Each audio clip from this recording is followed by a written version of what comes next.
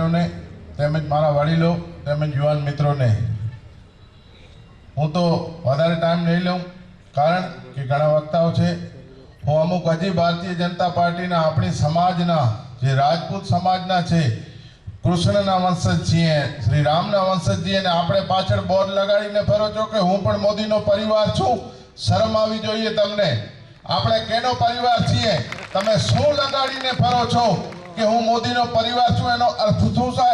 તમને શરમ આવી જોઈએ. આપણે કયા વંશમાંથી થઈએ? બીજા જે લગાડતા હોય, પણ રાજપૂતનો દીકરો હોય તો એ બોર્ડ ન લગાડે કે હું પણ મોદીનો પરિવાર છું.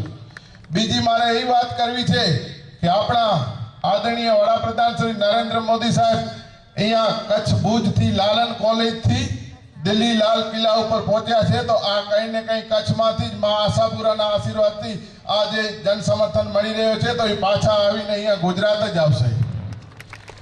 બીજું મારે એ વાત કરવી છે, કાલે માતાના મણમાં દરેક સમાજોએ, મુસ્લિમ સમાજ, દલિત સમાજ, ચારણ સમાજ, બ્રહ્મ સમાજના અનેક આગેવાનો આવીને આપણને સમર્થન દીધું છે. ત્યારે ખરેખર આપણે દિલથી ધન્ય થાય કે આપણા જે પૂર્વજો અને વડીલો જે દરેક સમાજોનો અને 18 વર્ણનો જે કામ કરી ગયા છે ને આજે આપણે કરતા આવ્યા છીએ, તો ખરેખર ધન્ય અનુભવ્યું છે. આજે એ સમાજો